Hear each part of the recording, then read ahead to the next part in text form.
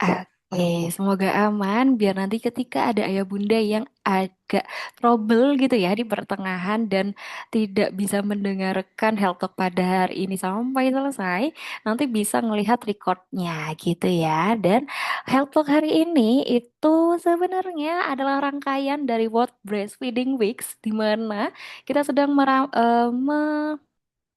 peringati Pekan Breastfeeding Internasional dari tanggal 1 sampai tanggal 7 Agustus gitu. Di mana Health Talk ini kita berikan gratis untuk bunda-bunda yang lebih nanti educate dengan tongue tie dan juga lip tie yang memang ini banyak banget case-nya ada di klinik laktasi bayiku.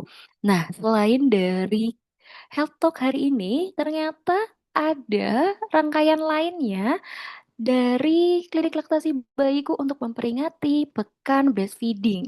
Izin aku untuk share ke ayah bunda apa aja sih rangkaiannya yang tersedia di klinik laktasi bayiku untuk Pekan Internasional Breastfeeding. Oke, izin aku share screen, semoga terlihat ya ya bunda. Jadi, klinik laktasi bayiku akan menyelenggarakan breastfeeding for a sustainable start in life, Tainted What Works, di mana kita itu ada beberapa agenda nih dari Parents Preparation Series, di mana kita sudah mulai dari tanggal 2 yaitu ada di newborn care class. Lalu kita juga sudah melaksanakan IG Live dengan Miss Alifa Fadia Ainaya sebagai psikolog klinis yang tersedia di klinik laktasi bayiku.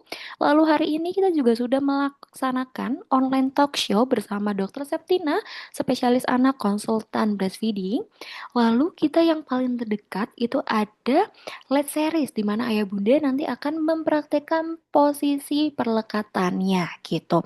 Jadi nanti bisa dikoreksi, juga bisa konsultasi di sana. Lalu ada di tanggal 9 hari Minggu itu juga ada Parent Preparation Series di mana akan membahas dengan dokter dan juga nanti ada bidan terkait dengan breastfeeding volume yang pertama atau part yang pertama.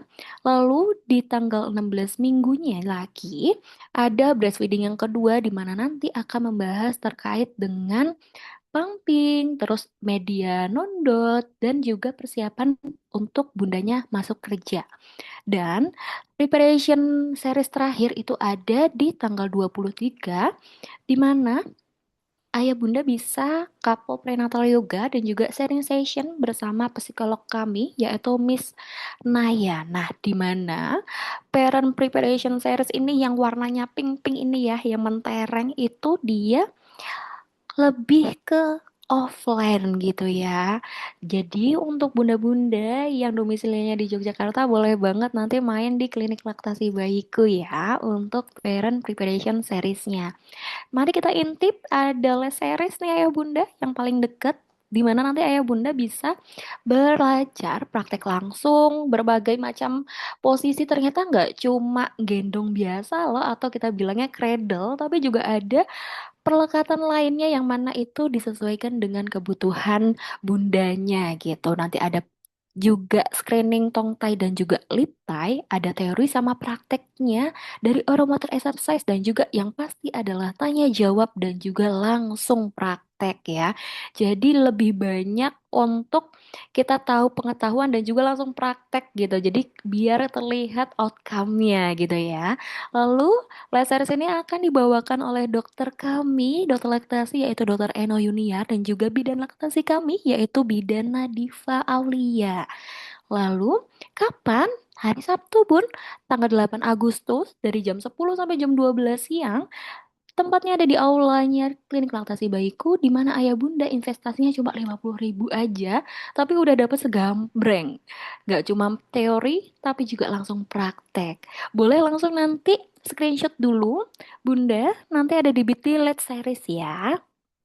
Lanjut, di breastfeeding yang pertama, itu ada Dokter Laksmi Nurul Ismira, dokter laktasi kami dan juga ada bidan laktasi kami, yaitu bidan Kori, di mana nanti akan membawakan breastfeeding yang pertama. Nah, part yang pertama ini tuh belajar apa sih?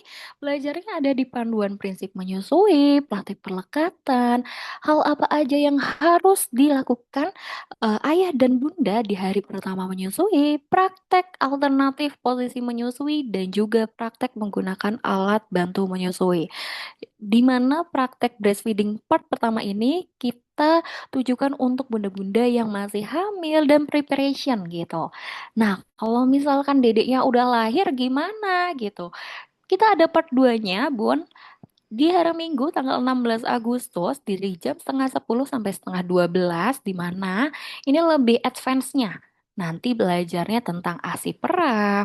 Lalu bagaimana kalau misalkan adik itu ada di NICU, ibunya sakit ataupun ibunya bekerja gitu. Nanti fokusnya di breastfeeding part 2 lebih ke sana nih. Karena manajemennya nanti juga akan dilihat dari manajemen laktasi ibu bekerja dan juga dari teknik perah sampai ke fitting corong pompa dan manajemen pumpingnya juga.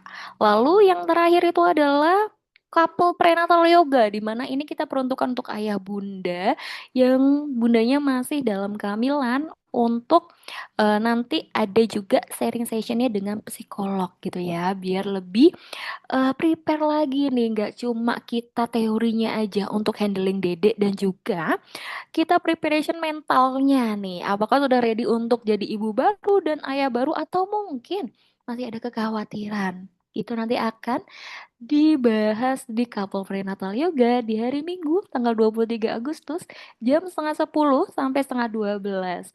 Untuk ayah bunda mungkin ada tetangganya, temennya, atau saudaranya yang lagi butuh banget nih kelas-kelas edukasi seperti ini, boleh banget nanti di-share ya, dan boleh juga nanti cek di klinik laktasi bayiku Instagramnya di feednya. Oke, kayaknya udah makin banyak nih peserta pada siang hari ini yang bergabung bersama aku di Health Talk-nya Dr. Septina. Oke, sebelumnya aku ingin menyapa dulu dari narasumber kita pada siang hari ini. Assalamualaikum Dr. Septina.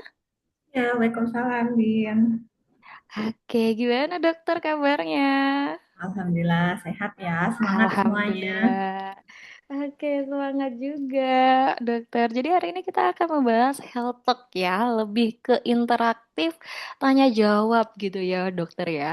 Nah, sebelum kita masuk ke health talk terlebih dahulu, kita mau melihat nih. CV-nya dari Dokter Tina itu backgroundnya ternyata apa aja gitu ya, biar nanti lebih, oh ternyata Dokter Septina sebelum jadi IBCLC ternyata sudah spesialis anak terlebih dahulu. Aku izin untuk share CV-nya Dokter Tina terlebih dahulu ya dok. Boleh. Oke. Berikut adalah CV-nya dari Dokter Tina, spesialis anak IBCLC, di mana beliau sudah menjadi dokter dari tahun 2009, lulus S1 dan profesinya, lalu sudah menjadi spesialis anak dari tahun 2019, dan juga selesai pendidikan S2 Magister Ilmu Kedokteran Klinis di tahun 2019. Lalu keahlian beliau itu banyak banget nih ya Bunda, di mana beliau juga mengkondisikan pelatihannya itu memang lebih ke laktasi gitu. Karena itulah beliau mengambil gelar IBCLC agar lebih berfokuskan di laktasinya. Beberapa pelatihan yang beliau ikuti ada pelatihan manajemen laktasi dari Perinasia, ada pelatihan konseling menyusui 40 jam dari WHO Perinasia, ada Gold Lactation Training, ada Gold Tongue Tie Conference, dan yang terakhir ada pelatihan laktasi dan frenotomi dari Rumah Sakit Permata Depok. Oke, please welcome Dokter Septina, spesialis anak IBCLC. Halo dokter. Halo, halo semuanya. Oke, jadi lebih kenal nih ya sama Dokter Septina nih. Nah, kita akan langsung nih ke diskusi awal terlebih dahulu. Mungkin ada ayah bunda nih yang baru mendengar apa itu tongtai dengan liptai nih ya dokter ya. Mungkin udah pernah terpapar tapi belum into banget gitu sama tongtai. Sebenarnya nih dok, untuk istilah tongtai dan liptai ini kan sering banget ya muncul di sosial media. Sebenarnya tongtai dan liptai itu apa sih dokter? Oke, ya terima kasih ya. Jadi ini kan pesertanya juga ada ayah bunda secara umum, juga mungkin ada konselor laktasi, ada dokter laktasi tadi aku cek. Tapi kita nanti menyamakan persepsinya mungkin yang sederhana aja ya. Jadi yang sederhana itu apa sih sebenarnya tangkai lektai? Intinya dia adalah suatu jaringan ya, jaringan connective tissue gitulah ya. Jadi dia jaringan ikat yang mengganggu keluasaan gerak. Kalau misalnya dia tangkai, maka dia menghubungkan antara lidah ya. Jadi menghubungkan antara nih lidah ya, lidah dengan dasar mulut ya, dan dia terlalu ketat, antara terlalu ketat atau terlalu pendek ya, sehingga dia mengganggu keleluasaan gerak lidah. Nah, jadi mau dimanapun, mau di depan, mau di tengah, mau di belakang, pokoknya kalau dia ganggu gerakannya lidah, ya namanya keikat, literally tongue tied gitu ya. Jadi simpel aja, tongue tied keikat ya berarti dia fungsionalnya keikat.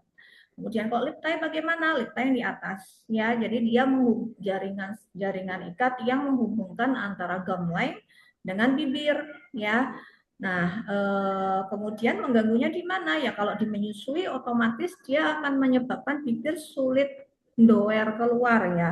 Jadi sulit flank keluar. Sementara kita tahu bibir doer keluar itu penting untuk menciptakan seal ya, seal atau kedap udara supaya terjadi vakum ya kalau kita bicara mekanisme. Jadi kalau sederhananya seperti itu ya. Jadi kalau tongue tied ya berarti lidahnya terikat ya sehingga dia sulit bergerak. Lip tied juga berarti ya dia terikat aja gitu sehingga sulit bergerak. Nanti nanti kita menilainya berdasarkan fungsional gitu. Oke, baik. Nah, kita tadi ngelihat ada tongtai dan liptai. Apakah selalu dan semua bayi yang memiliki tongtai ini pasti mengalami kesulitan menyusui, dokter? Oke, jadi gini, jadi kita melihat kesulitan menyusuinya kan otomatis ada beberapa faktor, ya. Karena kayak ibarat kata tubuh kita ya, bayi itu lahir itu pinter ya. Kalau dia mengalami kesulitan, maka dia akan melakukan sesuatu supaya dia bisa paling tidak kesulitannya agak membaik ya. Sehingga kadang-kadang kalau kita tidak sensitif ya, tidak sensitif itu suka nggak kelihatan. Contohnya apa sih? Contohnya jadi misalnya kalau bayinya punya tangkai atau lutai ya, tapi ternyata alhamdulillahnya mamahnya aslinya banyak ya, mamahnya aslinya banyak. Kemudian mamahnya tidak terpisah dengan bayinya dan mamahnya telaten nyusuin ya, otomatis kesulitan bayi tersebut untuk meneteki itu tertutupi oleh faktor mamahnya. Kalau apa sih yang dilakukan oleh mamahnya? Ya berarti mungkin mamahnya akan lebih sering netekin mungkin. Jadi baru sebentar mungkin 10 menit dia ketiduran di payudara, baru ditaruh terus nanti dia udah lapar lagi. Tetekin lagi 30 menit ditaruh, netek lagi. Nah, itu kan berarti upaya yang dilakukan faktor ibu supaya bayi kesulitannya bisa tertutupi oleh faktor ibu. Kemudian apa upaya yang dilakukan bayi? Yaitu tadi salah satunya antara memperpanjang durasi netek, karena dia kesulitan untuk mengosongkan payudara, otomatis bayi kemudian harus memperpanjang durasi netek sehingga neteknya kadang-kadang lama sekali gitu 1 jam ya. Itu upaya bayi agar supaya kesulitannya itu bisa dia atasi. Itu cara bayi untuk survive gitu ya. Kemudian bisa juga bayinya netek-netek sebentar, netek taruh nangis, sebentar netek taruh nangis, jadi sebentar-sebentar netek gitu ya. Itu juga termasuk upaya bayi ya. Sehingga kadang-kadang seolah-olah tertutupi gitu ya, seolah-olah gejala-gejala yang sebenarnya sudah ada itu tertutupi ya, karena memang itu yang dilakukan oleh bayi untuk survive ya.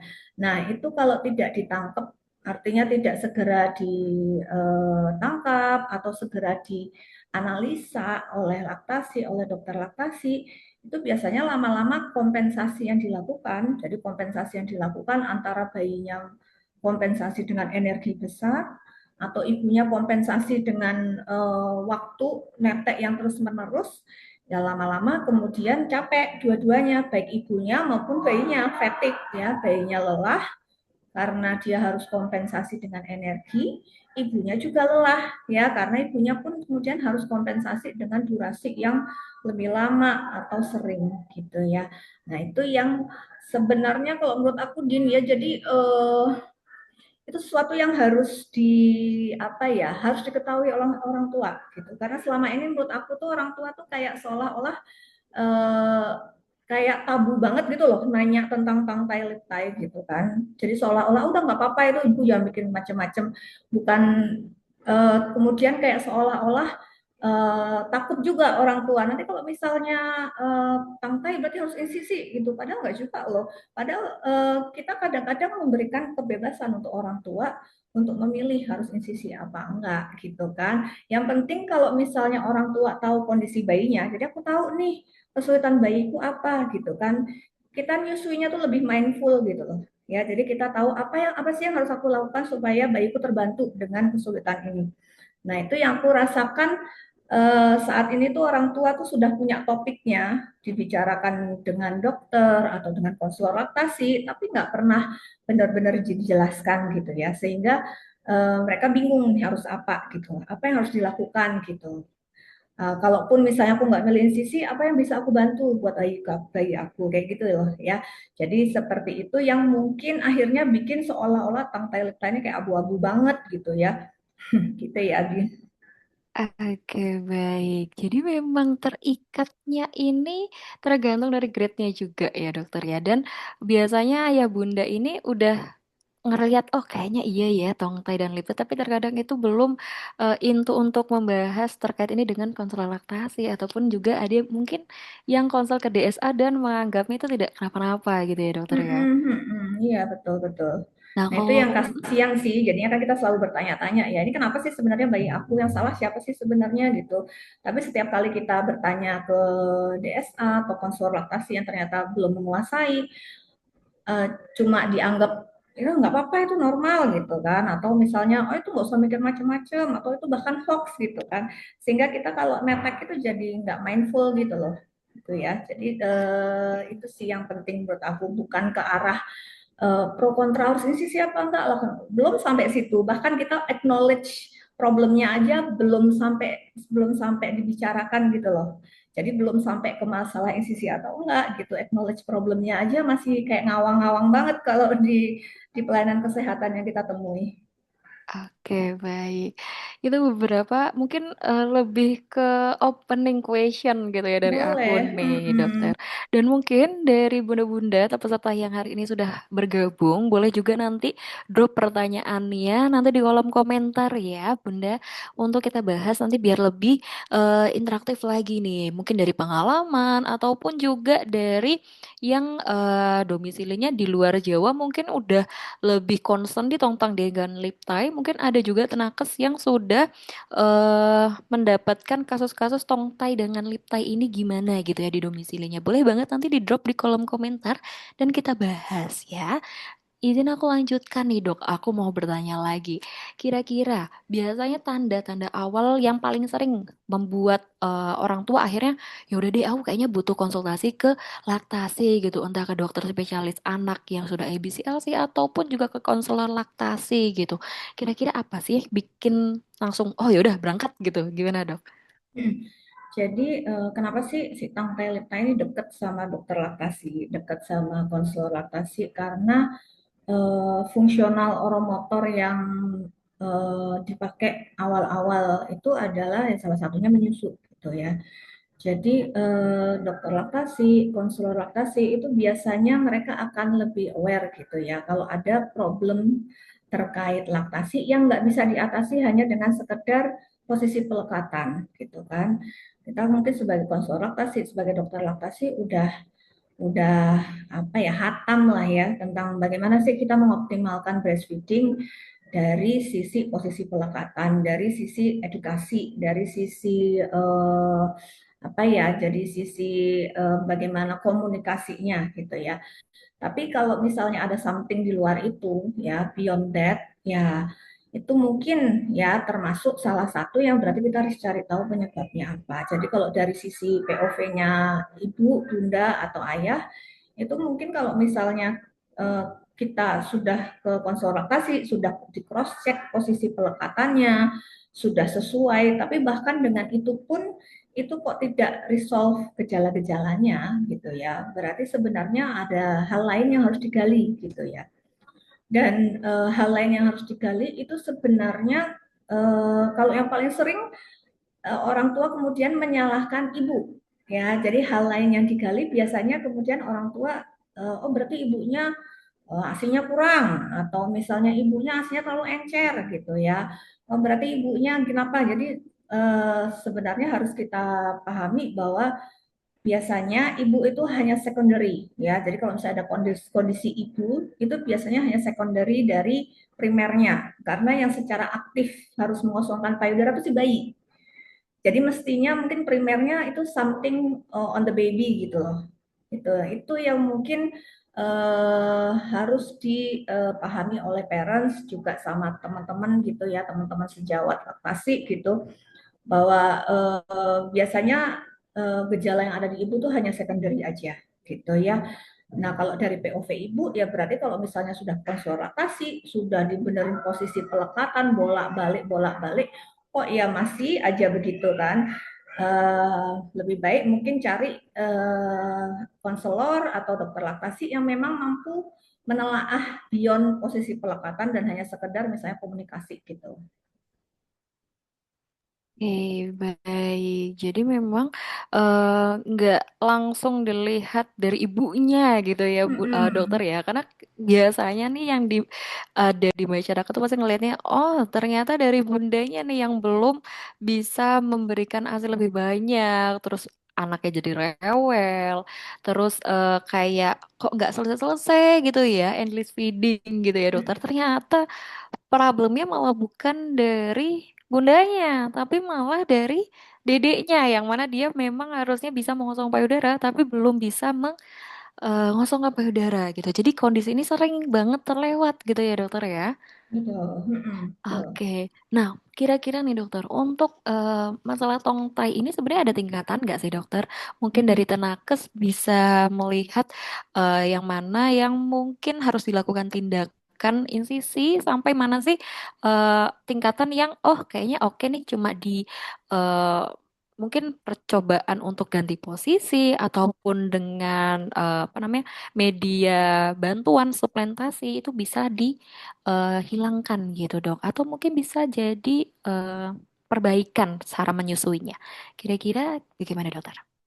Oke, jadi perlu kita pahami bersama atau sepakati bersama bahwa tangkai liptai ini adalah diagnosis fungsional. Jadi kita tidak mendiagnosis berdasarkan lokasi, tidak mendiagnosis berdasarkan ketebalan, tapi yang kita diagnosis itu seberapa jauh sih keberadaan tali itu ganggu fungsional lidah.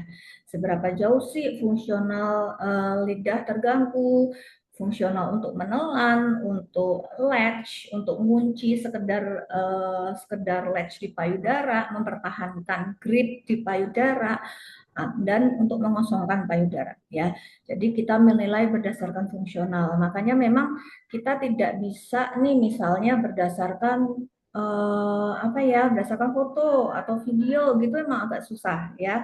Mungkin kita hanya bisa sekedar bilang, oh mungkin, oh ya mungkin tuh curiga deh itu tangkai, liptai. Cuma memang sebaiknya dinilai fungsionalnya apa saja yang terganggu karena banyak faktor kompensasi yang main di situ ya. Nah, kemudian eh, yang mana yang harus tindakan, yang mana yang harus kita observasi, itu menurut aku itu sesuatu yang harus disampaikan dua-duanya. Ya, jadi ke parents ya. Jadi parents tahu dia punya option option untuk observasi dengan tindakan-tindakan apa gitu. Atau dia disarankan rekomendasinya adalah langsung insisi gitu ya. Jadi kalau observasi itu bagaimana? Observasi itu lebih biasanya karena kesiapan orang tua ya. Misalnya kan sekali lagi ya keputusan itu ada di orang tua, tapi orang tua berhak tahu ya, berhak tahu apa sih yang sedang terjadi gitu, berhak tahu apa sih yang sedang terjadi dan berhak dijelaskan ya apa yang terjadi pada anaknya gitu dan apa sih yang dilalui anaknya sehingga dia kesulitan ya. Jadi kalau misalnya orang tua kemudian memutuskan untuk ntar deh aku mau observasi dulu gitu, aku belum mau untuk insisi. Ya kita hargai itu, kita hormati ya, asalkan mereka tahu oh gini loh sebenarnya kerjanya lidah ya, kenapa kemudian tali ini mengganggu kerja lidah, kemudian kenapa kemudian tali di bibir ini mengganggu kinerja untuk vakum atau ngesil, dan apa saja yang bisa kita lakukan gitu untuk membantu hal tersebut ya. Nah, kalau misalnya orang tua tahu, ya itu biasanya menyusunya tuh menjadi less stressful ya. Dibandingkan kalau misalnya orang tua sama sekali nggak tahu apa sih yang terjadi pada anaknya gitu ya. Jadi orang tua itu netek terus lama berjam-jam gitu, tapi nggak tahu sebenarnya apa sih yang sebenarnya problemnya di mana gitu ya. Eh, tapi kalau misalnya orang tua tahu gitu apa yang sedang terjadi, apa mekanismenya fisikanya itu gimana sih mekanismenya, kemudian nanti kemudian di apa ya diurai sama konselornya, oh karena bayinya tidak bisa nyusu mengosongkan payudara dengan baik, ya otomatis berarti bunda terpaksa harus lebih sering nih menyusunya sehingga tidak berlaku nih misalnya nyusu ad libitum gitu, nyusu saat senengnya bayinya gitu. Lah bisa saja bayinya lelah, ya lelah karena dia ada tangkai, bayinya jadi tidurnya lama banget, ya terpaksa ya harus kita bangunkan karena kita tahu kondisi tangkai lipta itu membuat dia fatigue, ya terpaksa ya kita nggak bisa saat senangnya bayi gitu tidur terus nanti nggak usah dibangunkan nanti otomatis pasti ada alarmnya, enggak, kalau misalnya pada bayi tangkai mungkin alarmnya nggak nyala karena dia sudah terlalu lelah, jadi dia kayak mode hemat tenaga aja, daripada dia bangun untuk bekerja keras lebih baik dia tidur. Nah itu kan berarti nggak berlaku ya.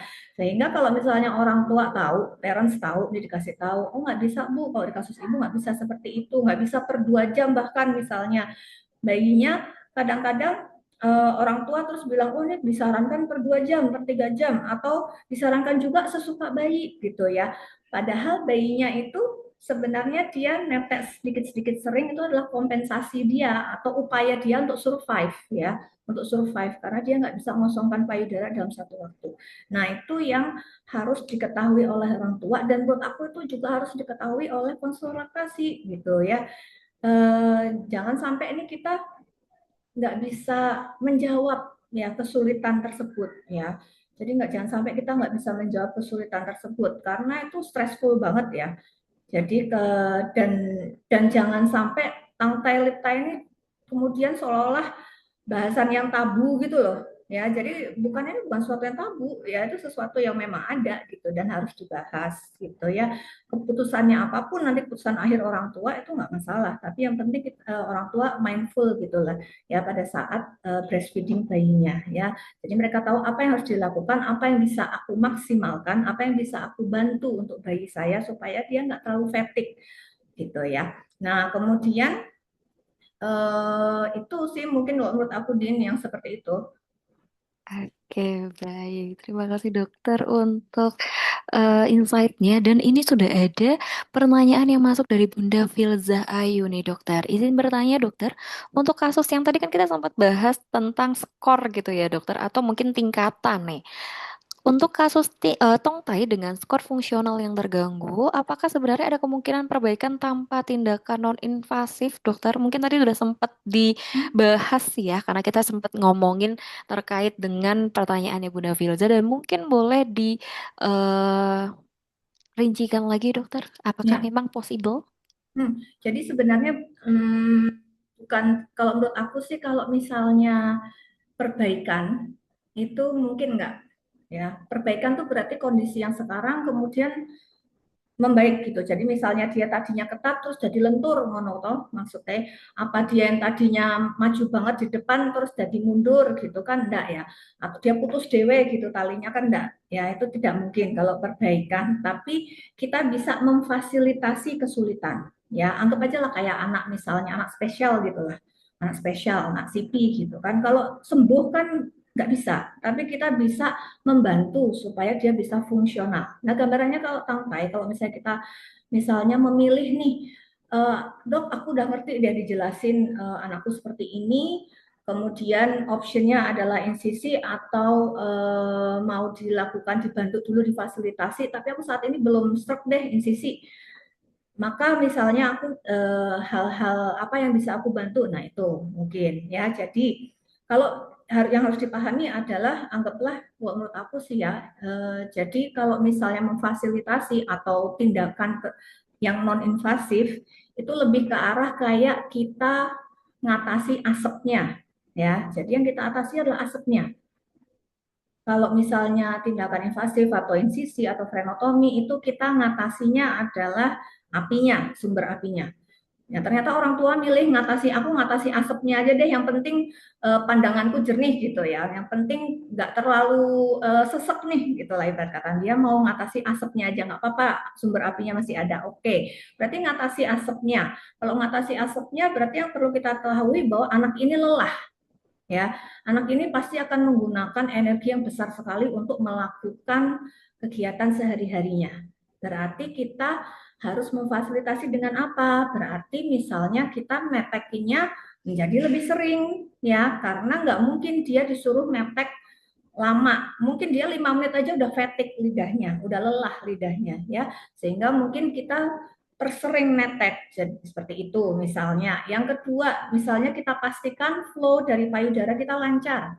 Berarti tugas kita sebagai konselor berarti memastikan bahwa flow-nya lancar, tidak ada clog ya, kemudian alirannya lancar. Kenapa? Karena kalau misalnya alirannya lancar, paling tidak ada aliran pasif ya, sehingga bayi itu tidak harus kompres payudara ya, tidak harus jepit payudara, kan dia harus jepit ya, harus kompres payudara gini ya. Nah, tapi kan dia kesulitan karena ada tali. Ya berarti payudaranya yang harus nyemprot-nyemprot, ibaratnya seperti itu ya, sehingga dia nggak boleh ada clog. Berarti tugasnya konselor laktasi berarti membantu supaya dia jangan sampai ada clog ya. Kemudian apalagi, nah nanti mungkin terkait sama gangguan menelan ya, jadi terkait sama gangguan menelan. Nanti udah nih asinya mamahnya nyemprot-nyemprot, tapi bayinya ternyata kesedak-sedak gitu kan, karena kan memang kalau tangkai kan bikin kesulitan juga untuk nelan. Nah berarti nanti tugasnya konselor laktasinya bagaimana caranya supaya bayinya tidak mudah tersedak. Mungkin ada posisi-posisi tertentu yang membantu dia supaya tidak gampang tersedak. Kemudian apalagi kalau misalnya dia lelah nih ya, karena lelah kan otomatis otomatis otot-otot mulutnya semua akan kompensasi ya, karena dia ada ketegangan di sini ya. Ada ketegangan di bawah lidah, otomatis otot-otot pipi, ya, otot-otot dasar mulut, otot-otot bibir, ini semua jadi ikut tegang, ikut ikut stres gitulah ya, karena dia harus kompensasi terhadap gerakan lidah yang terganggu. Ya berarti otomatis kita harus bikin supaya dia rileks. Ya, jadi karena kalau misalnya tegang semua lelah ya. Bayangin aja kalau misalnya dia tegang semua, netek 5 menit aja udah melelahkan banget bagi bayinya, udah kemeringet gitu ya. Sehingga berarti kita bisa oromotor ya. Tapi yang perlu kita pahami kalau oromotor itu hanya membantu kompensasi. Jadi dia nggak menghilangkan kausanya. Sehingga oromotor berarti harus rutin dilakukan sehari 3 sampai 5 kali. Karena kan anaknya lidahnya dipakai terus. Nggak terus habis itu dipijat sekali terus beres. Enggak kan? Karena kan lidahnya masih pakai terus. Jadi karena habis dipijati oromotor, makanya kadang-kadang ibu terus bilang, habis dipijati oromotor, bagus dok, hisapannya bagus. Tapi lama nggak ngerjakan oromotor lagi, lama nggak terapi lagi, ini misalnya terus kumat lagi, ya iyalah orang dia masih ada talinya ya kan, otomatis akan capek lagi gitu kan. Nah itu yang harus kita sampaikan kepada orang tua. Oke, kalau misalnya ibu sekarang tidak milih untuk insisi, berarti mungkin planning kita adalah ini kita list. Tapi kemudian kita jelaskan ya, mungkin planning-planning ini kan hanya mengatasi asapnya. Jadi asapnya mungkin akan hilang sementara, tapi nanti kalau ibu stop untuk menghilangkan asapnya, ya nanti mesti akan muncul asap lagi. Artinya nanti mungkin di menyusui dia better, tapi kemudian akan ada tantangan lagi mungkin pada saat makan gitu kan, karena kan sebenarnya sumber apinya masih ada ya. Nah itu nggak apa-apa kalau misalnya orang tua memang secara sadar memilih untuk itu, oh it's okay lah dok, aku nggak masalah kok, aku neteki endless feeding gitu, aku kuat gitu misalnya, dan aku alhamdulillahnya nggak kerja, jadi aku bisa nungguin anak aku sepanjang hari, ketempelan terus sepanjang hari, nggak apa-apa, it's okay gitu misalnya. Nanti terus terkait masalah makan, oh it's okay, nggak apa-apa dok, nanti aku ini kok bisa kok, aku nanti small eating gitu ya, jadi mungkin dikit-dikit nanti istirahat, dikit-dikit istirahat ya. Kalau misalnya bagi orang tua, menurut orang tua itu nggak masalah ya monggo silahkan gitu kan. Tapi yang penting kita sampaikan bahwa kalau kita memilih menghilangkan asapnya dulu, berarti kemungkinan dia akan muncul lagi sebagai sumber problem gitu ya. Kalau orang tua nggak ada masalah dengan itu, it's okay. Yang penting kita harus memberitahukan apa langkah-langkah harus dilakukan saat ketemu masalah itu. Gitu sih ya. Jadi kalau aku sih menjelaskan bahwa tetap ada option itu dan dan apa yang harus dilakukan kalau memang memilih yang non invasif gitu ya. Jadi berarti mungkin dia harus oromotornya jauh lebih rajin, ke terapisnya jauh lebih rajin, ke oromotor, ke terapi bicara atau ke fisioterapi karena kan dia connective tissue ya, berarti kan dia stiffness ke seluruh badan ya. Berarti mungkin dia harus lebih rajin. Jadi orang tuanya jangan berharap kalau misalnya sekian sesi dengan misalnya fisioterapis nanti terus habis itu sembuh gitu ya, sama kayak aku bilang kayak tadi untuk anak seperti anak spesial ya. Jadi ADHD atau CP misalnya itu kan hanya bisa kita kontrol ya, tidak bisa kita sembuhkan. Kalau misalnya sumbernya belum dihilangkan ya berarti kita harus rajin mengikuti. Berarti kalau misalnya kita berhenti fisioterapi ya otomatis nanti muncul lagi nih nanti ininya gejalanya. Gambarannya seperti itu.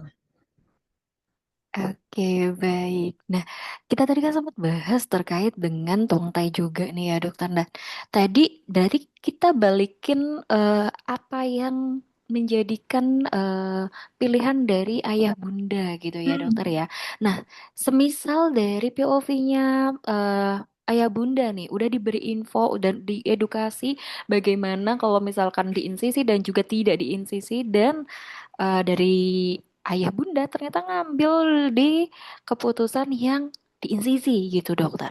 Karena mungkin udah capek di endless feeding, terus diganti posisi kemana-mana juga susah, suplementasi juga kayaknya agak ribet. Jadi ya udahlah kayaknya kita hilangin aja nih problem case-nya. Nah sebenarnya nih dok, ada nggak sih waktu terbaik kita melakukan insisi entah itu dari tongtai ataupun lip tie gitu dokter? Oke, kalau waktu terbaik sebenarnya kalau menurut aku sebelum banyak kompensasi terjadi. Ya, jadi pada saat sudah muncul gejala gitu, tapi otot-otot tubuhnya tuh belum kompensasi terlalu banyak gitu ya. Jadi kalau misalnya, jadi pola pola hisapannya masih bagus, masih menggunakan lidah, kemudian tidak terlalu stiff gitu ya, itu paling enak ya. Jadi lebih awal ya, sebenarnya lebih awal itu jauh lebih bagus. Dan kemudian tidak sehingga kalau lebih awal juga biasanya problem sekunder ke bundanya juga nggak ada gitu ya. Jadi ASI ibunya tuh masih masih full tank gitulah ya, suplainya masih tinggi ya, bukan yang sudah mulai turun karena dia kurang kurang stimulasi dari bayi ya. Dan bundanya pun masih semangat, bukan yang sudah fatigue lelah ya, lelah karena problem laktasi yang nggak teratasi lama ya.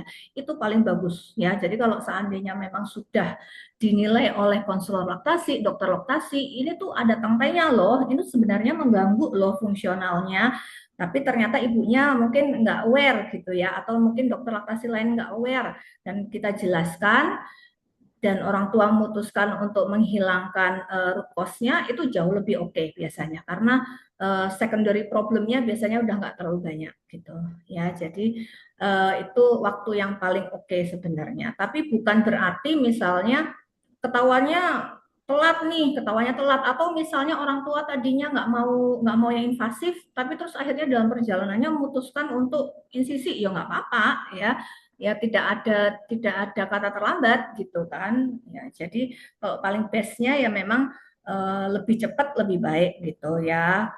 Tapi biasanya dokter juga akan menilai kesiapan ya, kesiapan bayinya, kesiapan orang tua, parentsnya juga.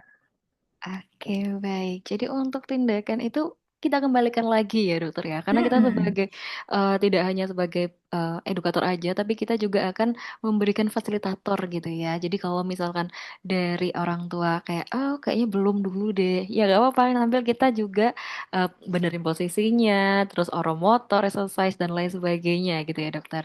Mungkin baru kalau misalkan kayak di tengah perjalanan, oh kayaknya ini mengganggu banget nih, kita langsung isi. Berarti setelah diputuskan itu mau insisi langsung diinsisi saat itu juga udah oke ya dokter sebenarnya untuk waktunya ya. Ya, Oke, baik. Kita moving ke pertanyaan lagi nih, Bun. Dari Bunda Nova nih, dokter. Izin bertanya, bagaimana sih caranya screening oral function pada bayi post insisi nih, dokter? Kalau tadi kita sudah bahas terkait dengan kapan waktunya. Nah, ini udah insisi gitu. Jadi, kapan sih kita screening oral functionnya? Dan apakah dinilai dari berapa kali hisapan dan juga seberapa kuat atau bagaimana sih, dok, sebenarnya untuk screening oral function ini? oke, jadi sebelumnya sebelum melakukan insisi, sebenarnya yang kita nilai bukan hanya dari bayinya, ya. Jadi biasakan kalau misalnya kita di dunia laktasi, yang kita nilai memang tiga hal: sisi faktor dari ibunya, faktor dari bayinya, kemudian faktor prosesnya, ya. Faktor dari ibunya itu bagaimana? Apakah ada hal-hal yang menghalangi flow-nya? Apakah ada lecet? Ya, apakah ada clog duct gitu ya? Apakah dia normal milk supply, low milk supply, atau malah terlalu terlalu banyak nih supply-nya, itu kan juga problem ya. Kemudian yang kedua faktor bayi, ya faktor bayi selain faktor anatomi kita nilai juga bagaimana gerakannya, kemudian bagaimana pola hisapannya, apakah dia menggunakan lidah ataukah dia sudah kompensasi menggunakan jaw, jadi chewing gitu ya. Apakah bayinya fatigue ya, jadi pada saat menyusu dia hanya tiga kenyotan terus berhenti ya, jedanya lama.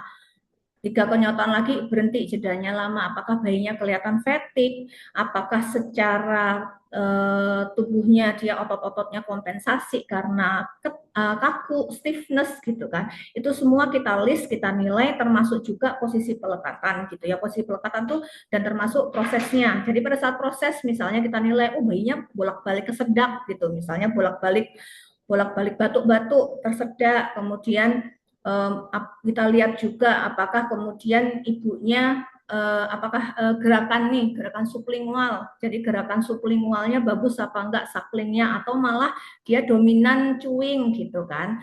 Jadi kita nilai dan kita catat. Nah kemudian tindakan kita apa, mau invasif mau non invasif, kita tulis tindakan kita ya. Kemudian pada saat evaluasi, ya yang dievaluasi ya faktor-faktor tadi yang udah kita catat gitu loh. Kalau di faktor ibunya gimana clocknya sebelum tindakan, sebelum kita melakukan sesuatu, tadinya dia multiple clock nih. Ternyata alhamdulillahnya setelah insisi atau misalnya setelah oromotor gitu loh, atau misalnya setelah yang non invasif, ternyata clocknya hilang, ibu merasa lebih kosong. Oke, berarti kita tulis nih ya kontrol pertama. Kemudian bagaimana misalnya ada nyeri atau apa, kita catat juga gitu. Kalau dari faktor bayinya gimana? Oh, misalnya dia tadinya kalau misalnya netek, dia sering kesedak, ternyata dia berkurang nih tersedaknya. Jadi dia bayinya mampu menelan dengan baik ya. Jadi mengatur flow untuk ditelan ke belakang ke tenggorokan itu sudah lebih baik setelah insisi. Ya berarti kita catat gitu kan. Sehingga penilaiannya itu banyak gitu ya. Baik itu yang primer di bayinya maupun sekunder di ibunya. Dan itu kita nilai. Ya, kita nilai, oh ternyata setelah insisi H+7 misalnya nanti yang kita dapatkan ini, apa yang berubah gitu, dan apa yang harus kita lakukan, strategi apa yang harus kita lakukan kalau misalnya belum berubah. Berarti mungkin ternyata dia setelah insisi ternyata bayinya masih lelah ya. Jadi bayinya masih cepat tertiduran di payudara, ibunya merasakan sucklingnya lebih kuat. Cuma masalahnya dia problemnya masih lelah. Nah, berarti apa yang harus kita lakukan? Mungkin oromotornya menjadi harus lebih sering, atau mungkin harus lebih sering skin to skin, atau mungkin bisa konsultan ke dokter anak misalnya, ini kenapa ya bayinya kok lelah gitu ya, bisa mungkin ditambahkan vitamin atau yang lain gitu ya. Jadi semua harus dinilai, nggak cuma sekedar dari bayinya. Karena kan kalau kita ngomongin menyusui itu diet ya, jadi kesatuan ibu dan bayi.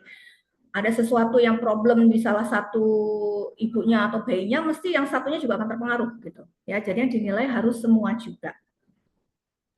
Oke, baik. Terima kasih dokter atas insight-nya. Jadi memang untuk post insisi ini segala aspek tetap harus dicek. Jadi tidak hanya dari oral function dari dedeknya aja, tapi dari bundanya, observasi saat setelah post Reno itu neteknya kayak gimana gitu ya dokter ya. Jadi memang segala aspek tetap harus kita cek. Lalu ayah bunda, mungkin ada yang baru bergabung nih bersama kita hari ini. Boleh banget nanti drop pertanyaannya langsung di kolom komentar ya. Mungkin ada pengalaman ataupun kayak tenaga kesehatan yang sudah lekat dengan tongtai dengan lip, juga boleh drop nih di pertanyaan di message, sorry di kolom komentar.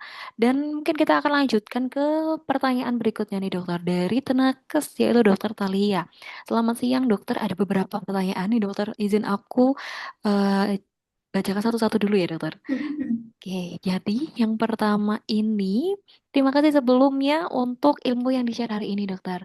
Izin bertanya, yang pertama ini terjadi di bayinya dokter Talia sendiri nih, dokter. Kapan sih umumnya tongtai ataupun lip play ini mulai dirasa atau muncul dampaknya ya, dokter? Karena di dokter Talia sendiri itu baru notice setelah 5 minggu nih dokter. Mungkin kita sudah sempat bahas gitu ya dokter.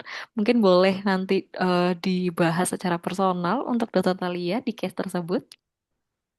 Oke, ya, jadi sebenarnya sejak awal sih sebenarnya eh, sudah mulai ada tanda-tanda ya, cuma mungkin tertutupi oleh kompensasi gitu ya.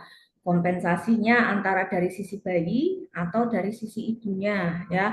Ini apalagi ibunya dokter, misalnya ibunya konselor laktasi gitu kan, otomatis ibunya pasti akan bisa memposisikan paling enggak at least posisi pelekatannya membantu help the baby walaupun dia sebenarnya ada kesulitan tongue lip tie tapi itu lebih oke. Kemudian misalnya ibunya ternyata alhamdulillahnya produksinya lancar ya, produksi ASINya lancar ya, tidak stres ibunya sehingga flow ASINya lancar sehingga seolah-olah gejala-gejala itu sebenarnya seolah-olah nggak ada.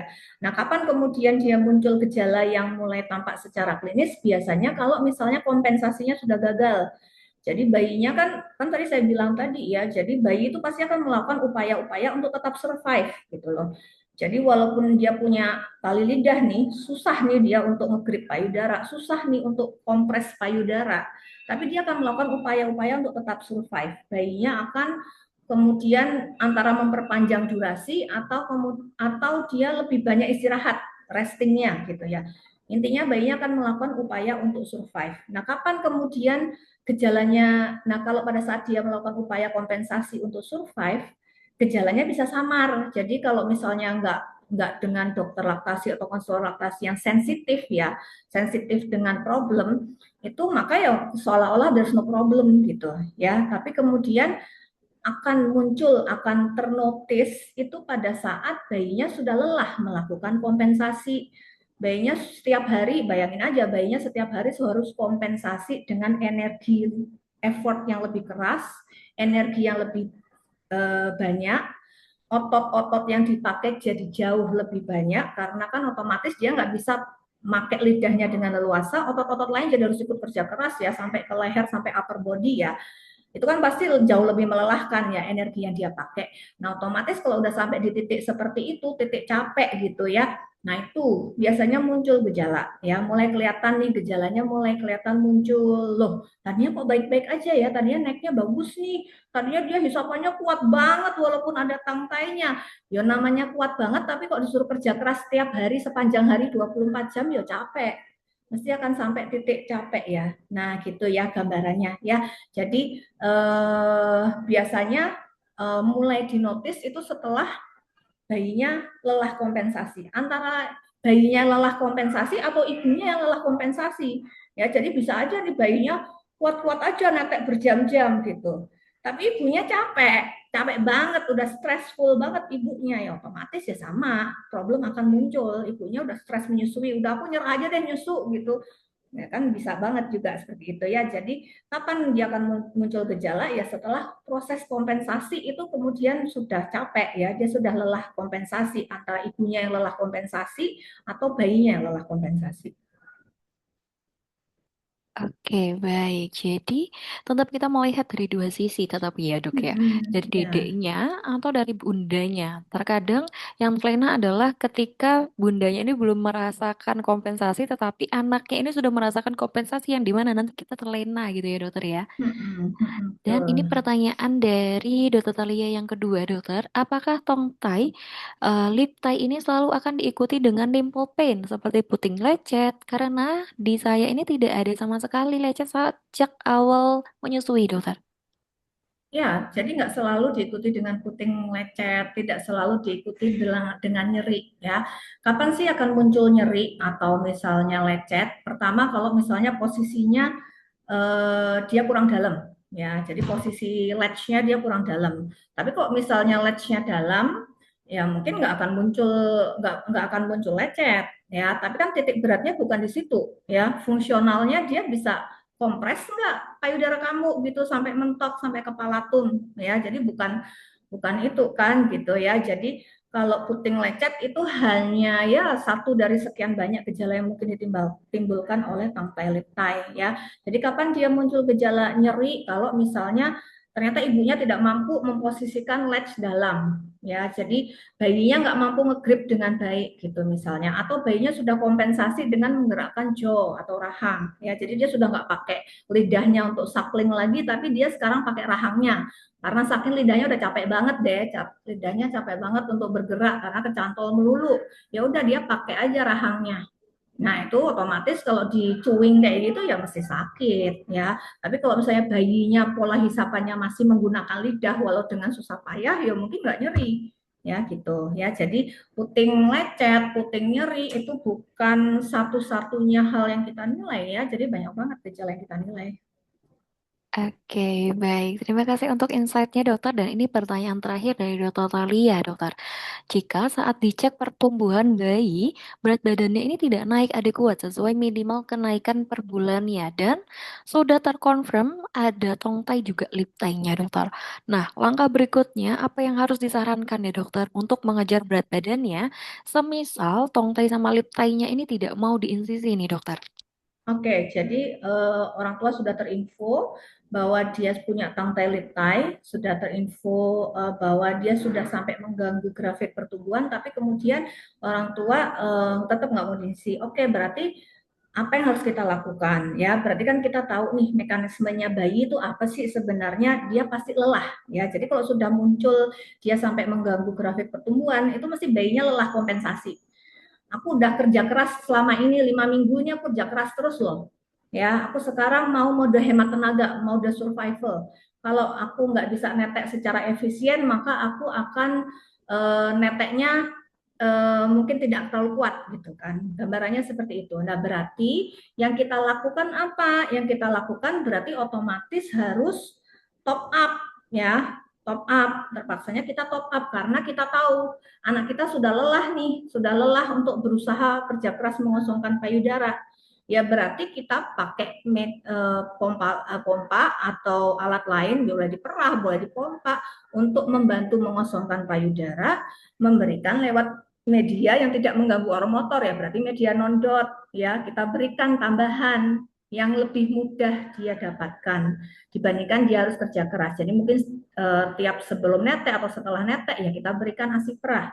Itu salah satu yang bisa kita lakukan ya kalau misalnya kita sudah secara mindful ya, secara mindful sudah tahu resikonya gitu. Terus aku tetap nggak mau insisi nih, ya nggak apa-apa. Berarti kita harus top up gitu ya. Berarti kita harus top up. Yang kedua, kita tahu anak kita lelah ya. Karena kita tahu anak kita lelah ya berarti kita harus bantu dia ya. Mungkin ini otot-ototnya ini sangat tegang lah ya, dia mesti otot-ototnya capek banget sepanjang hari dia disuruh mengosongkan payudara dengan terikat, ini mesti semua tegang deh, semua tegang, semua capek ya. Berarti kita harus mungkin kita ada sesi dengan fisioterapis ya supaya ketegangan-ketegangan di upper body-nya bisa dirilis.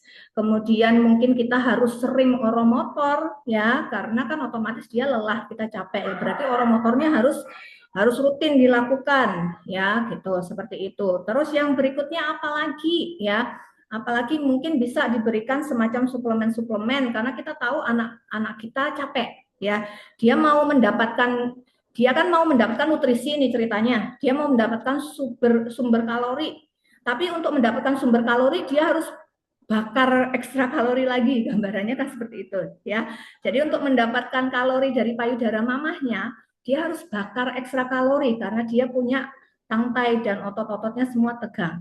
Nah, maka ya otomatis ya kita kasih, berarti mungkin kita kasih sesuatu vitamin, aku nggak mau nyebut merek gitu lah ya, pokoknya mungkin kita kasih vitamin yang bisa sebagai sumber energi yang cepat dia pakai gitu. Jadi supaya dia prosesnya netek untuk mengosongkan payudara mama itu kebantu gitu ya, gambarannya seperti itu ya. Jadi karena kita tahu nih prosesnya, jadi kita lebih mindful apa yang harus dilakukan. Tapi kita harus sadari ya itu berarti otomatis itu ada, kalau misalnya kita sudah jelas root cause-nya itu, tapi kita tidak melakukan tindakan ya berarti ada kemungkinan besar ini kita memang harus terus-menerus melakukan misalnya upaya-upaya membantu tadi ya. Jadi sampai kapan saya top up dok? Waduh, sampai kapan ya? Mungkin MPASI, mungkin pada saat MPASI mungkin akan terbantu. Kalau tidak nanti kepentok masalah di ngunyah dan nelen ya, gitu ya. Jadi kalau sampai kapan ya kita jadi nggak bisa jawab ya. Jadi karena kan tangtainya masih ada gitu ya gambarannya. Nanti tergantung sejauh mana nih kompensasinya bayi sama mamahnya upaya yang dilakukan. Oke, baik. Terima kasih untuk insight-nya, dokter, dan semoga terjawab ya, dokter Talia, untuk pertanyaan-pertanyaannya. Dan mungkin aku izin mau tanya lagi nih, dokter. Jadi untuk instansi ini kan aman kan ya dokter ya untuk perkembangan bayi, karena kita melihat ternyata tongteh ini ketika tidak diinsisi ataupun tidak ambil tindakan, ternyata belakangan dia masih ada problem-problem yang mungkin tadi sempat aku notice ada di problem saat MPAC gitu ya, saat makan. Nah, sebenarnya sebelum tadi nih kita flashback lagi, saat insisi ini sebenarnya setelah banget, oh dah nih dipotong gitu ya udah jadi insisi frenotomi, sebenarnya apakah bayi ini akan langsung bisa menyusui dengan baik setelah tindakan nih dokter, karena biasanya pertanyaan ini tuh sangat dikhawatirkan bunda-bunda yang mungkin aku kok takut ya anaknya nanti kenapa-napa kok misalkan diambil tindakan, tapi kalau nggak diambil tindakan juga kasihan dedenya capek untuk nenek. Nah, kira-kira bagaimana nih dokter? Nah, ya. Jadi kalau secara umum dia aman ya, kalau secara umum dia aman kan dia kayak jaringan sisa lah, jaringan konektif sisa ya. Jadi dia tidak punya fungsional khusus gitu ya. Jadi tali itu keberadaannya tidak punya fungsional yang khusus ya. Kemudian bisa langsung netek ya. Jadi biasanya sih sebenarnya kita tidak perlu melakukan tindakan yang besar gitu ya. Jadi bisa langsung netek, langsung on the spot, langsung bedside gitu ya. Apalagi kalau misalnya yang nangkep pertama adalah dokter laktasi. Kalau yang nangkep pertama dokter laktasi, konselor laktasi, spiritnya itu adalah aku tuh nangkep tangkai liptai ini tuh sebenarnya untuk membantu laktasinya. Jadi sehingga mereka akan melakukan upaya ya ini salah satu upaya supaya menyusuinya lancar, tidak banyak hambatan gitu ya, baik dari sisi ibu maupun bayi gitu kan. Sehingga biasanya konselor atau dokter laktasi itu ingin kalau misalnya dilakukan tindakan ya jangan yang sampai harus berlama-lama gitu ya, jangan sampai yang misalnya bayinya harus dipuasakan sepanjang hari gitu ya, harus mondok segala macam. Kalau bisa diupayakan dia tindakan yang segera dan setelah tindakan langsung netek ya, orang kita eh, apa ya assess dia tangtai itu ya karena kesulitan menyusuinya ya, jangan sampai malah mengganggu menyusuinya, gambarannya seperti itu. Tapi mungkin di beberapa bayi, kalau misalnya kompensasi yang terjadi, baik itu kompensasi mungkin karena ibunya sudah lelah banget, fatigue, bayinya juga lelah, akhirnya kemudian pakai dot, kemudian ada diagnosis-diagnosis sekunder, ada bingung putingnya, ada misalnya stiffness yang sangat berat gitu ya, jadi bayinya kaku banget gitu ya, mungkin itu bisa mengganggu di outcome ya, tapi itu kan juga bisa diatasi ya. Jadi misalnya bayinya saking kakunya, bahkan bayinya tuh memang kalau buat miring untuk netek itu memang nggak nyaman gitu loh ya, jadi saking kakunya berarti kan kakuannya yang di upper body-nya juga harus dirilis ya.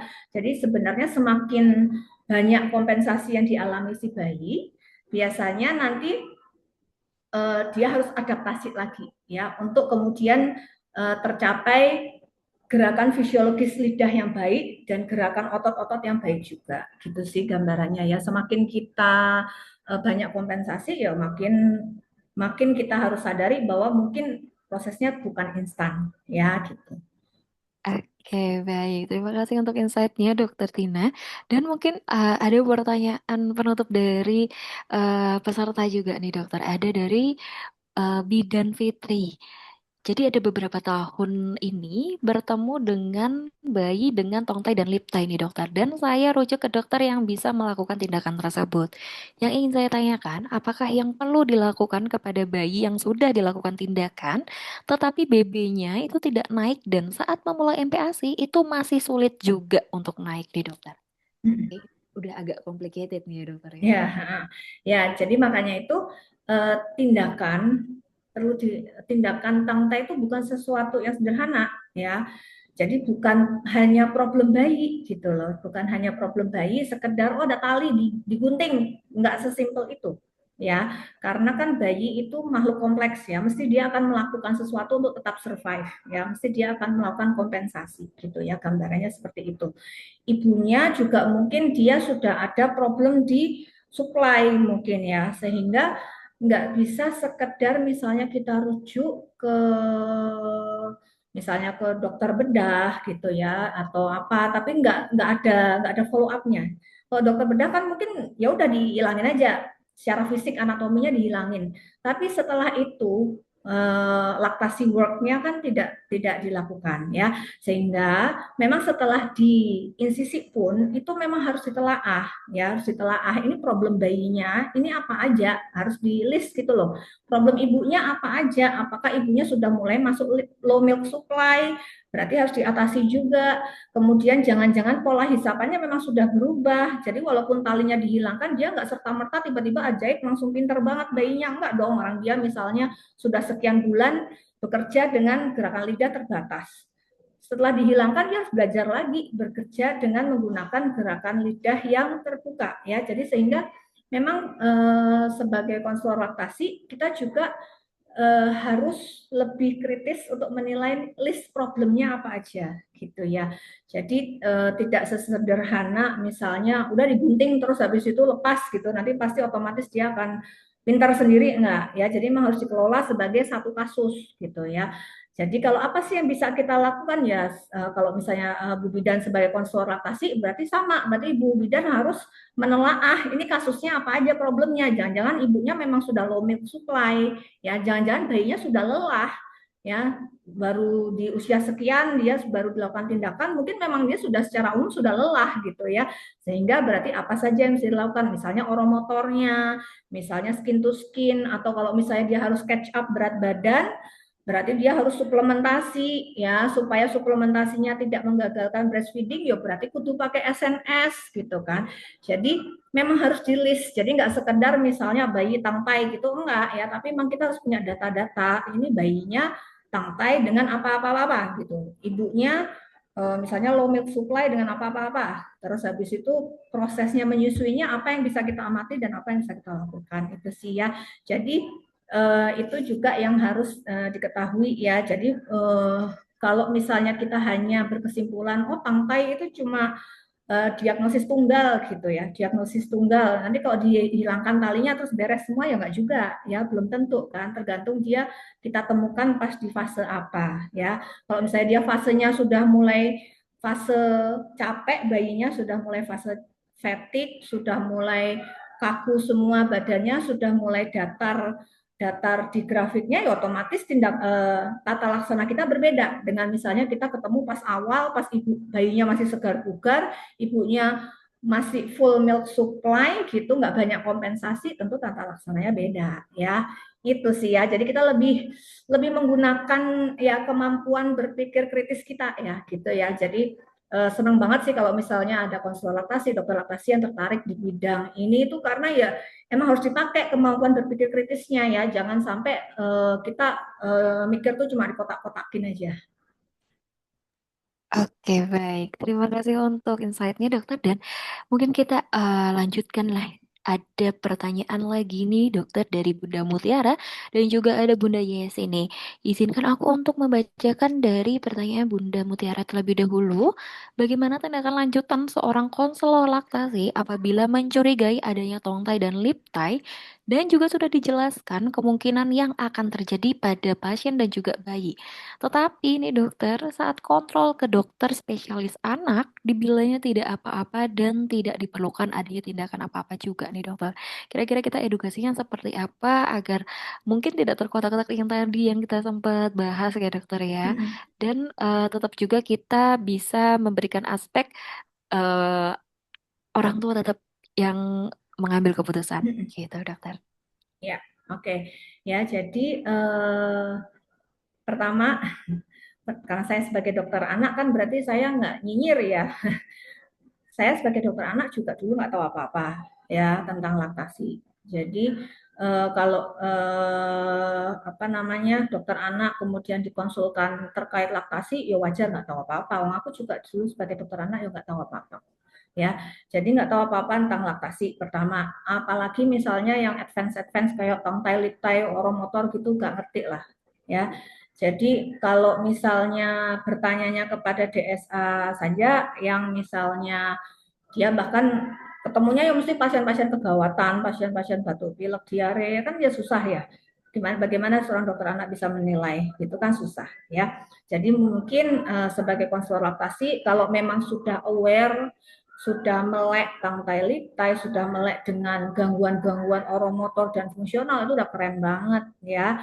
Nah, tapi mungkin kita harus tahu kemana kita akan bertanya gitu kan, karena ternyata kan memang ya memang wajar dong DSA nggak tahu, kan wajar ya, nggak usah disalah-salahin ya, memang wajar nggak tahu orang nggak belajar gitu kan. Jadi mungkin harus tahu list-listnya provider yang memang juga mempelajari gitu ya, juga mempelajari dokter laktasi apa yang belajar, dokter laktasi siapa yang mempelajari, dokter anak siapa mana yang mempelajari gitu gitu ya, gambarannya seperti itu. Jadi mungkin ya kita kita sebagai ya di laktasi community gitulah ya. Jadi kita mungkin saling sharing gitu. Oh kalau misalnya tentang lifetime mungkin sama dokter ini deh, sama dokter anak yang ini atau sama dokter bedah yang ini. Loh, dokter bedah ada juga loh yang melek tangkai liptai dan fungsional. Jadi nggak sekedar misalnya gunting tangkai liptai, tapi setelah digunting beliaunya juga pasti akan refer ke dokter laktasi untuk perbaiki laktasinya. Melek juga ya, beda sama yang misalnya sekedar gunting doang terus di ya udah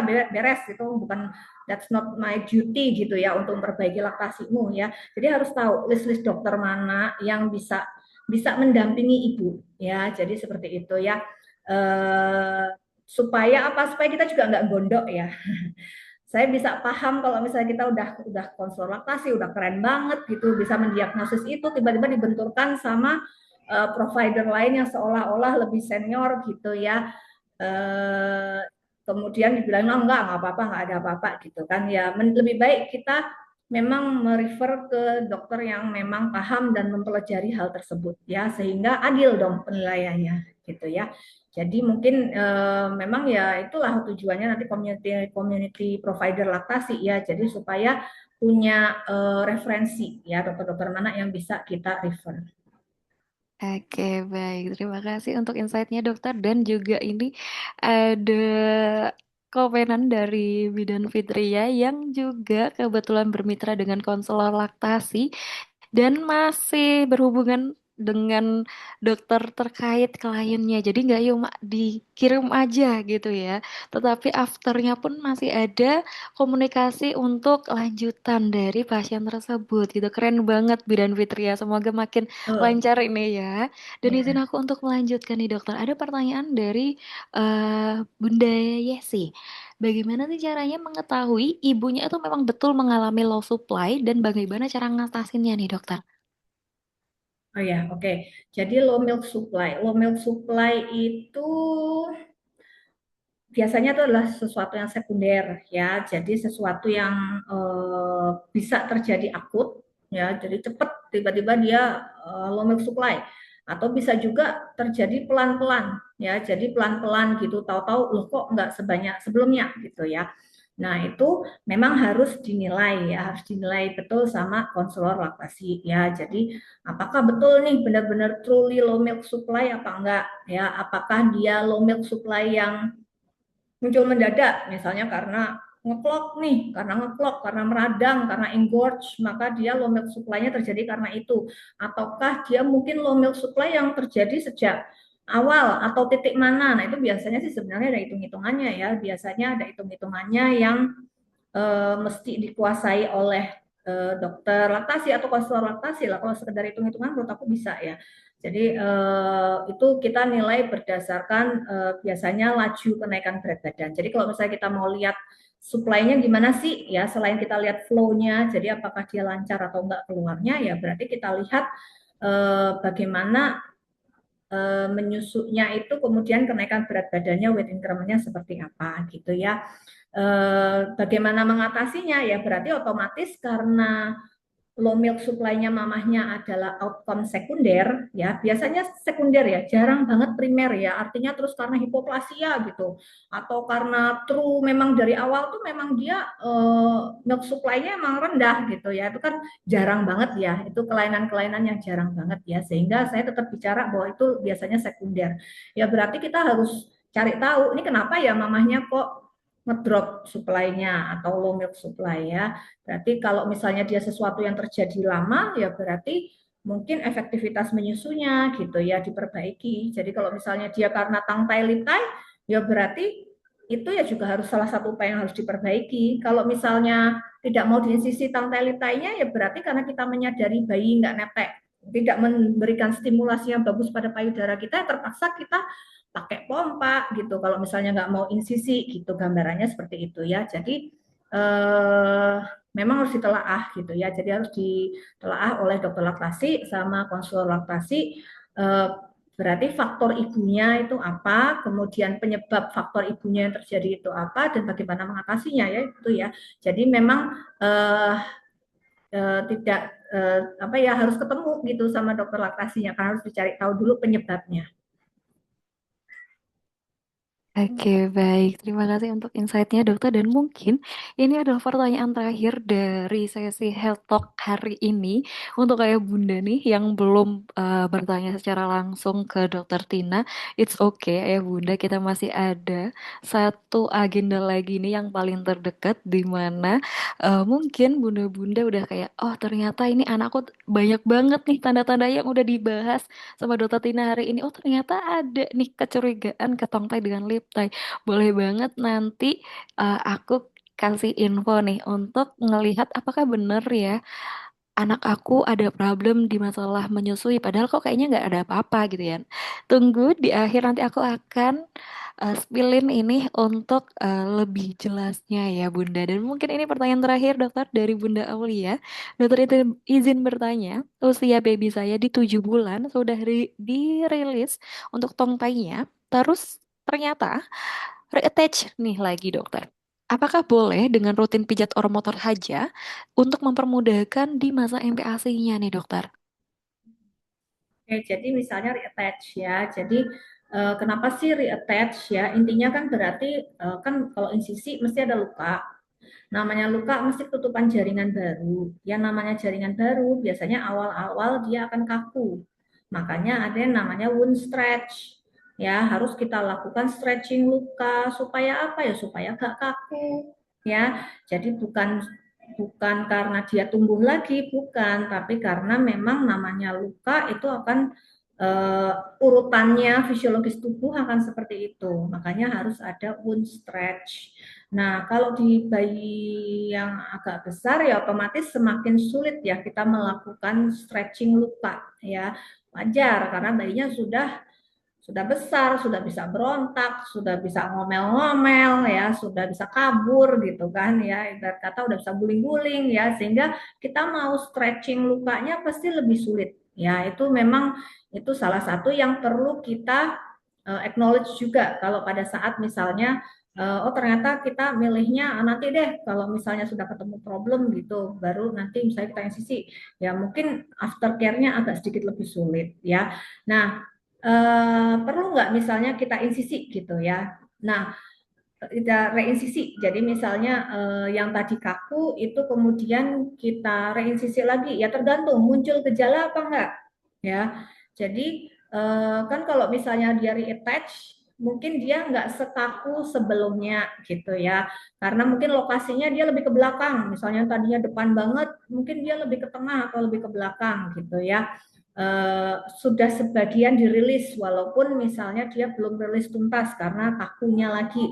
Ya, nanti dilihat boleh misalnya orang tua misalnya ingin nanti deh aku lihat lagi deh perlu apa enggak di reinsisi kemudian dikejar dengan oromotor ya itu salah satu upaya ya salah satu upaya dengan dikejar dengan oromotor. Tapi kalau misalnya dia sangat mengganggu ya jadi dia sangat mengganggu ya bahkan bahkan untuk menelan pun sulit terus habis itu ibunya mau kompensasi juga susah gitu karena ibunya bekerja kemudian dok berarti saya harus sepanjang hari ini ngasih makannya bayi karena dia jadinya small eater misalnya atau jadinya dia susah untuk tekstur gitu ya berarti harus kita kompensasi dengan misalnya teksturnya jadi harus bertahap banget ya nanti tergantung dari orang tua kalau misalnya memang orang tua misalnya mau milih ya nanti dulu deh nanti dilihat kalau misalnya pas MPASI pas naik tekstur ada problem ada kesulitan apa enggak ya nggak apa-apa gitu ya yang penting nanti sudah tahu apa upayanya harus dilakukan antara lain oromotor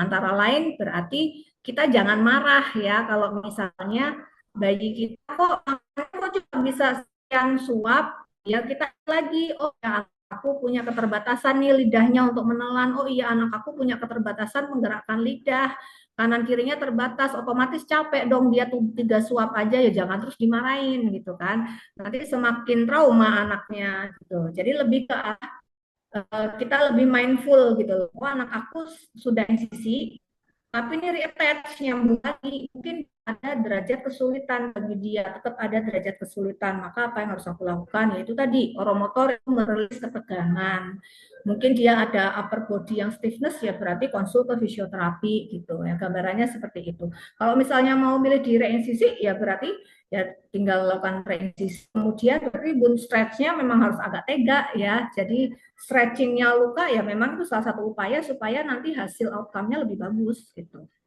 Ya, jadi memang kalau makin besar ya otomatis memang aftercare-nya ya mungkin agak lebih sulit ya karena kita mau stretching lukanya agak susah ya tapi memang biasanya dokter laktasi biasanya akan ngasih tahu juga ya gerakan-gerakan apa sih yang mungkin bisa dilakukan dengan kondisi bayinya sulit untuk kita secara aktif melakukan stretching luka. Oke, baik. Terima kasih untuk penjelasannya, Dokter Tina, dan juga berbagai insight yang kita dapatkan di siang hari ini. Kita siang-siang udah makan daging ini ya, ya Bunda, untuk ke tongtai dengan lip tie. Dan juga aku berterima kasih banget, mungkin ada ayah mungkin yang mendengarkan barengan bundanya, yang sudah berpartisipasi aktif. Mungkin ada tadi yang beberapa yang nanya. Mungkin kita akan akhiri sesi hari ini, dan misalkan nih, setelah kita melakukan health talk ini, bunda-bunda jadi makin kelihatan, oh ternyata ada nih yang kayak tongtainya di anaknya atau ada lip tie-nya di anaknya. Boleh banget tanda-tanda yang tadi ini langsung dikonsultasikan, boleh langsung ke klinik laktasi bayiku untuk melakukan pemeriksaan lebih jelasnya, karena kita akan susah nih ayah bunda untuk konsultasi online terkait dengan tongtai dengan lip tie. Karena kita akan melihat secara langsung cara menyusui anaknya, lalu juga melihat kompensasi dari anaknya juga. Jadi, aku sangat amat menyarankan nih ayah bunda mungkin yang hari Sabtu tanggal 8-nya sedang kosong, boleh banget ikut les seriesnya klinik laktasi bayiku, di mana nanti bunda-bunda bisa langsung praktek berbagai macam posisi perlekatan, juga screening tongtai dengan lip tie nih. Kalau udah di screening, nanti juga akan ada teori praktek oromotor. Dan pastinya langsung bisa praktek dengan fasilitator yang tersedia, yaitu adalah Dokter Eno Junior sebagai dokter laktasi kami, dan juga ada Bidan Nadifa sebagai bidan laktasi.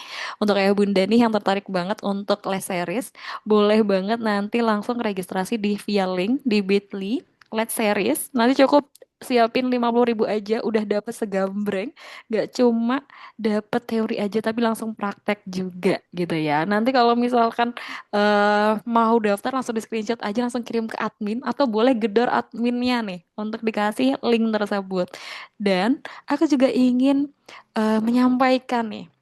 Rencananya di bulan September, Klinik Laktasi Bayiku itu akan ada webinar untuk tenaga kesehatan di mana nanti akan membahas cara catch up bayi dengan weight filtering tanpa mengesampingkan manajemen laktasinya. Ini kayaknya akan sangat daging banget untuk penjelasannya. Nanti ditunggu untuk info selanjutnya di akhir Agustus atau di pertengahan Agustus ini untuk webinar tersebut ya, yang mana ini juga masih berkolerasi dengan Pekan Internasional Breastfeeding ini.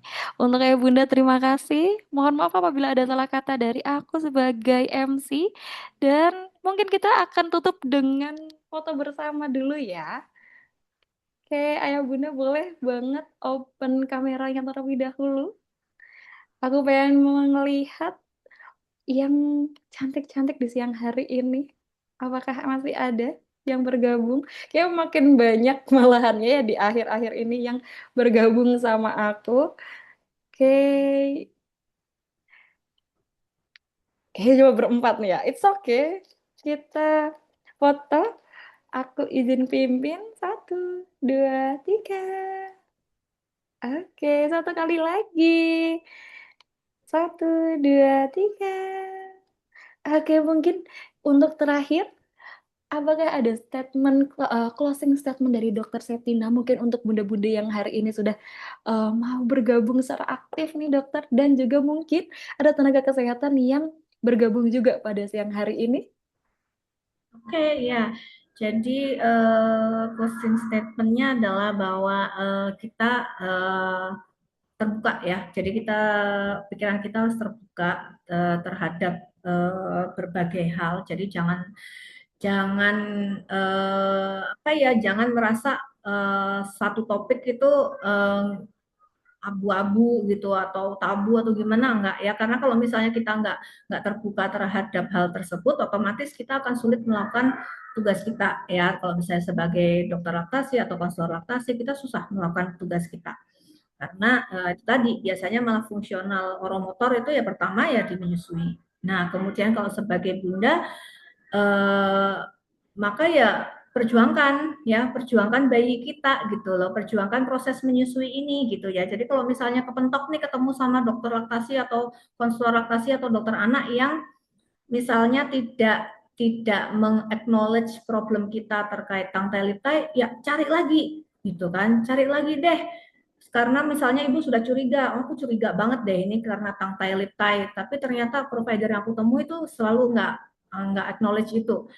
Ya cari lagi yang mana yang bisa akhirnya bikin ibu tuh, oh ini toh problem anak aku, oh ini toh yang harus aku lakukan. Kalau misalnya aku nggak mau tindakan, oh ini loh yang aku harus lakukan plannya. Kalau misalnya aku mau tindakan, ini loh hal yang harus aku lakukan. Jadi jangan berhenti ya, jangan berhenti ya. Mudah-mudahan kalau tadi aku bilang mungkin hanya belum banyak list provider yang bisa memenuhi itu, mudah-mudahan akan makin jauh lebih banyak lagi ya, sehingga tangtai lipta ini bukan bukan bidang yang khusus banget gitu loh, bukan bidang yang spesial banget, enggak ya, harusnya itu malah udah itu sesuatu yang harusnya sudah di-acknowledge banyak orang gitu ya. Nah, mudah-mudahan semakin banyak dokter laktasi, konselor laktasi yang paham terkait topik tersebut, terkait fungsional oromotor, sehingga orang tua kalau mencari bantuan kemanapun itu tuh udah tahu gitu loh, nggak terus habis itu terus diusir-usir terus habis itu nggak benar gitu ya. Jadi mudah-mudahan semakin banyak yang aware, semakin banyak yang bisa membantu gitu ya. Jadi nggak cuma list list provider khusus aja yang bisa gitu ya. Oke, baik. Terima kasih untuk closing statement-nya, Dokter Septina, dan terima kasih juga sudah menyempatkan waktunya untuk Head Talk hari ini. Semoga ilmunya bermanfaat ya Ayah Bunda dan juga teman-teman semuanya. Mungkin banyak banget teman sejawat yang sudah melek terkait dengan tongtai dengan lip tie.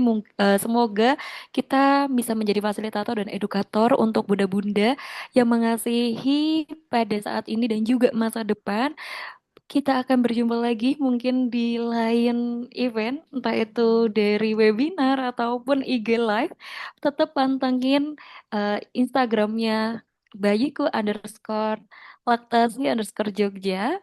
Dan aku izin pamit. Wassalamualaikum warahmatullahi wabarakatuh. Waalaikumsalam warahmatullahi wabarakatuh. Terima kasih Terima Dokter Tina. Izin kasih. aku kelas nggak dokter? Ya.